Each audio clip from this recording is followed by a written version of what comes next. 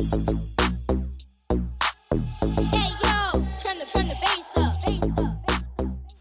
good, y'all? Tapping into another episode of Urban Moguls with B.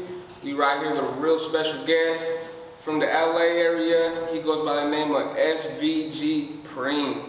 I appreciate you for having me right here, cool. Hell yeah. Hell yeah, we're going up. You already know. So go ahead and tell the people where exactly in LA you from and what is it that you do? Shit, well, I'm from like the smallest city in LA County. Well, not a lot of people know, but like it's Hawaiian Gardens, and it's actually like by Cerritos, Lakewood. But if you search it up on Google, it says the smallest city in LA County. So that shit, you know, nobody has ever made. Well, you know, there's been one person that made it out from there. There's a boxer out in Mars and shit. But you know, I'm trying to be like the first one. You know, the first one to come out of the city. But shit, we just, you know, working. We gotta keep working. No doubt. So when they say Hawaiian Gardens, they really mean like Hawaiian, like the island. You feel me? Like small, like that. Yeah, exactly. But I mean, it's not like the island though. You catch a lot of like gang activities there. It's really active. Yeah. No, I believe it. I mean, it's gangland in LA, ain't it? Yeah, super gangland. So, what part exactly is that? LA, is that east, west? That's like southeast. It's like Whittier, like, you know, like southeast LA, like 562 area. Okay. Man, I mean, LA is so big that I think it got different area codes, don't it? Yeah, shit. That shit got stupid different area codes. Like, I can probably like 100, 200 different area codes. God damn. Yeah, see, I mean, I wouldn't know, you feel me? Because I ain't out here, but I mean, that's why I'm asking you, you know what I'm saying? Nah, yeah, I mean, shit, I'm not really tapped in with other cities, but you know, from what I know, it's hella fucking different area codes and shit. No doubt. But, I mean, this shit's so big, but it's small at the same time, you feel me? Yeah, I feel it. Everybody knows everybody and shit. So what was your childhood like growing up? Shit, I mean, it was cool, you know, I was playing soccer. I wasn't even rapping at the time. I was really involved in soccer. I used to play like semi-professional and shit. I used to play in Morelia in Mexico and shit. Oh, word? Yeah, but I have like a heart problem and shit. So like when I was playing, we used to do physicals and shit. And I was over there for like 6 months. And when I did that, they were like, oh, you know, like you have a heart problem and shit. You know, there's no way of you going pro and shit. So like, you know, after that I stopped. And then I just got into like just doing stupid shit. Like I was like, you know, I'm not gonna speak on that shit, but you know, I was doing stupid shit. Yeah, you know, regular street shit. Yeah, and then I just started rapping, and so I was, you know, I mean, I grew up as a good kid, then I just started going downhill. I mean, I got my shit back together now and shit. No doubt. I mean, shit, everybody got their ups and downs and whatnot. Nah, hell yeah. But, you know, before we jump into all that good stuff, you know, go ahead and let the people know, I mean, like, what was your household like? Did you have any siblings? Did you live in a single parent home? How was that? Nah, well, shit, I was moving from house to house, honestly. Like, you know, I grew up with a family full of gang members and shit. Yeah. And like, you know, I never chose that route because, you know, my mom got raided, you know, my mom got evicted and all that shit because of my brothers and shit, my sisters too. My sister, you know, I mean, I don't know where she's at, you know, like my brother either, you know. I only know one of my brothers, and like, you know, he was able to like recover his life after all that shit. And then with my mom, you know, coming from like my dad never being like present, because you know he was like a hard worker, you know, he'll never be home and shit. So it just kind of fucked it up, because you know, one time like when I was small, my mom got evicted and shit, so I had to live with my uncle right there in South Central by the Coliseum and shit. And I didn't know nothing about my parents for like a good 3 months. And then after like I seen my mom again, and then we moved. From there, I moved to Hawaiian Gardens and shit. Yeah. And right there, like, just everything just came back together and shit. Like, it was just me, my little brother, and then my mom and my dad. My older brothers and sisters. I mean, I don't even really know much about them and shit. No doubt. So how old were you when all that was going on, and how were you able to, you know, thug it out and get through those kind of times? Shit, I was young. I was like barely entering like 5th grade and shit. Damn. So yeah, that shit was like not cool. You know, I didn't really know how to like adapt to shit like that, because you know I wasn't used to it. I was just used to like crazy shit happening all the time, but like not used to not being around my parents and shit. So it was just like a transition to like something like it just felt like uncomfortable and shit, you know. But once we got back together, like it was cool. It was like back to normal, and we just went up from there and shit. Yeah, no doubt. So, you said you had siblings? Yeah, I have 3 brothers and 1 sister. Okay, and so they was all going through the same issues that you was going through, and Yeah, well, just me and my younger brother. But, you guys stuck together? Yeah. Well, my younger brother's a year younger than me and shit. But my older brothers, they were already like in the street, and my sister too. She was just in the street all the time and shit. Got you. So did you drop out of school, or did you keep going to school, or it was just off and on? Well, through elementary, I kept going to school. You know, I just kept switching schools and shit. But once I moved to Hawaiian Guardians, yeah, I just went to school. But once I got into like high school and shit, I kept getting kicked out and shit for fighting and shit. So I graduated out of continuation school and shit. So I mean, at least I graduated. You know, gotta have your education straight. You know. Yeah, no doubt. So what kind of vision did you have for yourself while you was going through school? Was it that you would want to pursue the soccer career, or how'd you go about that? Shit, well, that was the dream, you know, the soccer career. I mean, that's a lot of like young Hispanic kids' dreams, you know, because a lot of kids grew up playing soccer and shit. No doubt. So like, you know, I was just one of those kids like trying to just make it. And once they told me about that shit, like it just, you know, it put me all the way down and shit. And I didn't really know how to deal with it, so I just went to the streets and shit. And so what kind of, you know, I guess you could say morals, or what did the streets teach you that, you know, helped you become who you are today as a man?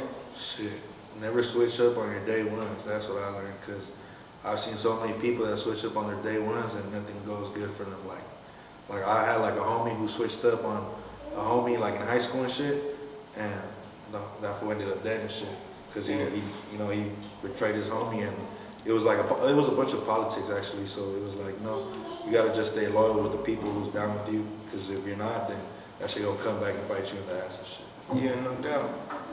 What part of Mexico is your family from? Well, my mom's half Mexican, half Colombian. Okay. Yeah, so my mom's from Guadalajara, and then my dad's from Durango. Okay. Yeah. So have you spent any time out there, like visiting like the roots and whatnot? Nah, I haven't, because I mean, I don't have my passport and shit, but the farthest I ever gone was like TJ and shit, but nah, Yeah. I want to go deep into Mexico and shit. Like, I want to go visit like my aunts and shit. No doubt. Yeah. So, I mean, obviously you had a heart condition, and that was kind of your downfall. How were you able to pick yourself up besides, you know, I know you had to turn to the streets, obviously, that was kind of the way you went, but how were you able to overcome the streets, you know what I mean?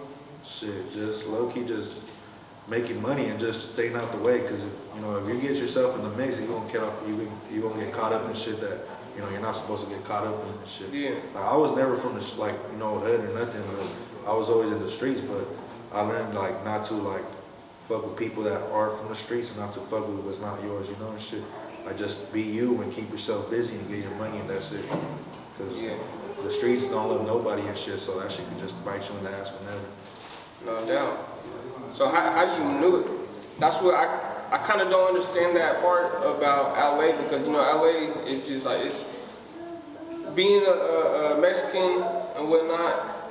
The way I see LA and the way I know or heard of LA is gangland. You feel me? Yeah. So I mean, I can't imagine being from here. I don't know how I would be able to maneuver around it. You feel me?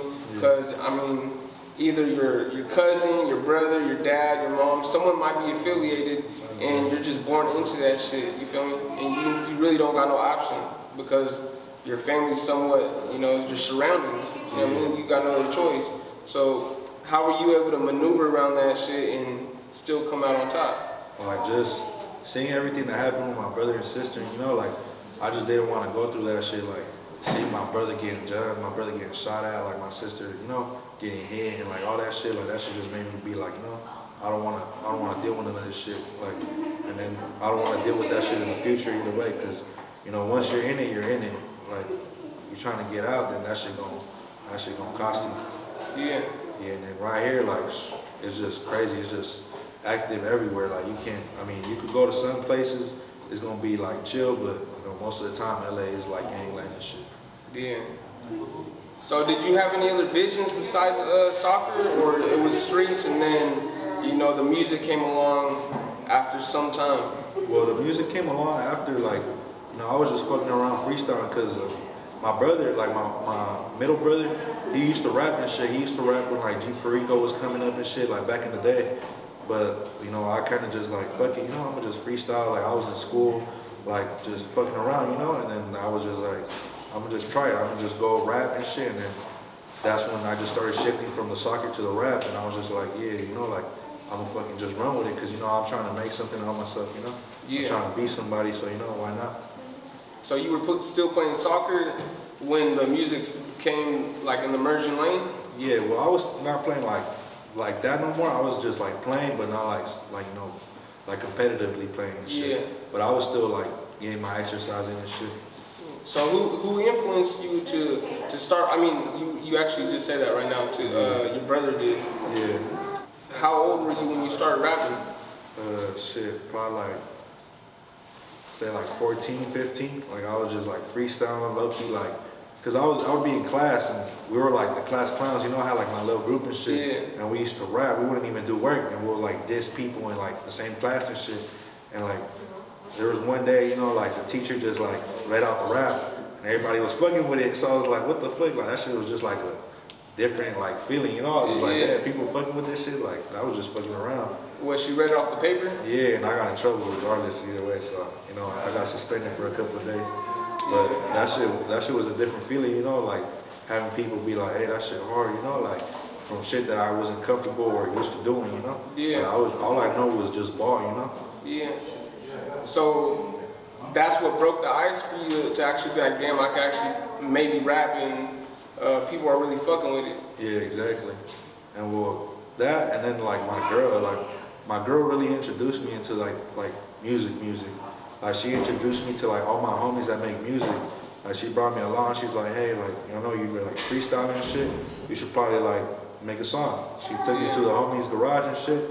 And ever since there, that's when I was like, oh yeah, like I gotta fuck with this shit. Like once I heard my voice in the first song that I ever did, even though it was trash, I was just like, fuck it, like I'm gonna run with it. And ever since then, I've just been running with it and it's just been going up. Yeah, just hearing your voice in the mic and once it's recorded and shit, it gives you some kind of feeling. Yeah, hell yeah, and that shit crazy because like I can show you a song when I first started compared to now and everything's way different. Like my voice, my everything, bro, presence, everything's just different. Like it's just progression and shit. Yeah. Was there any point when you were rapping that you was like, you hit some kind of milestone and you was like, man, I don't know if I want to do this? I mean, like, cause you might have been surrounded by someone who was maybe doper or you felt like they were better than you at the moment in the studio and it kind of brought you down in some kind of way? Or you were just like, fuck it, I'm gonna keep going. I don't care about who's rapping or I don't care how good they are. Yeah, I mean, it's always been like that. I mean, I'm pretty confident. You know, I like to have like confidence and shit. So, like, I always tell myself, like, no matter who's in the room, it could be Drake or anybody. You know, I'm gonna just still do my thing. You know, like I shouldn't be worried about what the next man's doing or nothing. Like, as long as I'm in the room rapping, that's all I gotta do. You know. Yeah, no doubt. Yeah. So, was there you had a home studio or you was going to the studio with your partners or what? Nah, it was like my homie's home studio. It was like a garage and shit. We're recording off for a garage band and shit. But like ever since there, like, you know, we were doing like Suicide Boys type music, you know, like that screaming shit. Yeah. And you know, at one point I was like, you know, I'm trying to do some different shit. You know, we're on the West Side, so I'm trying to do like West Coast music. And ever since then, I just took my own route, and then you know, that shit just started going up. Yeah.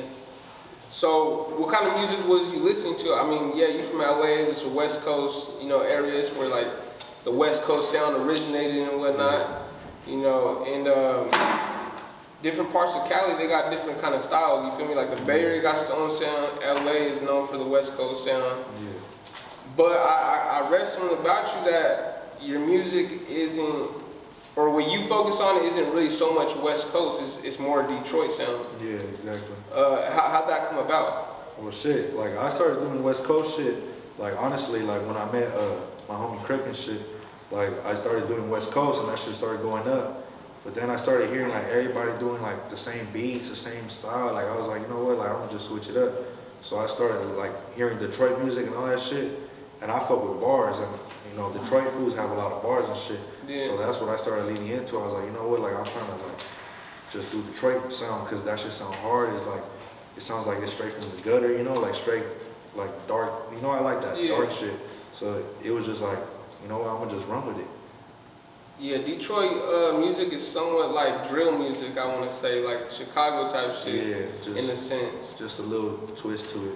Just like I think it's like the bells and like the I don't know, it's just like some shit Fast different. pace, Yeah, yeah, up tempo. yeah.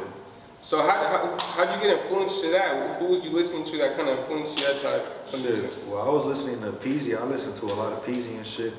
I'm influenced by Peasy, like Rio, the Young OG, Cash Kid, like listening to them and the shit they be saying, I'll be like, damn, like they be saying some crazy ass shit. So I know I can say some crazy ass shit if they can, you know? So I was just like, I'ma just do my own shit on their beats, you know? Like not specifically their beats, but like on Detroit type beats. And shit. Yeah.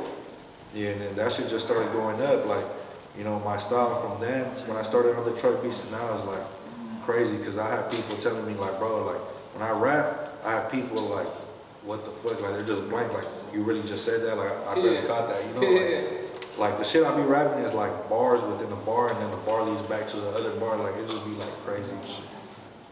So Peasy was a dude you was looking up to basically from the Detroit area and whatnot. Did you ever have any issues kind of with the LA area, because obviously your style was more Detroit style and whatnot? Was it ever an issue when you was in the booth with like your people and shit, and they was like, bro, like your shit's way different than ours, bro, I don't know if we could, you know what I mean, get you on this track and whatnot? Was there any type of issues like that? Nah, never. Cause I mean, I feel like I'm versatile. You know, I could just jump on whatever. Like if they're not feeling my beat, you know, I'll just jump on their beat. You know, it's not really like a big deal to me and shit. But I mean, when I be rapping, I be trying to get other people to get on Detroit beats. They'd be like, yeah, it'd be difficult for them, but they still be doing that and shit. Yeah, no doubt.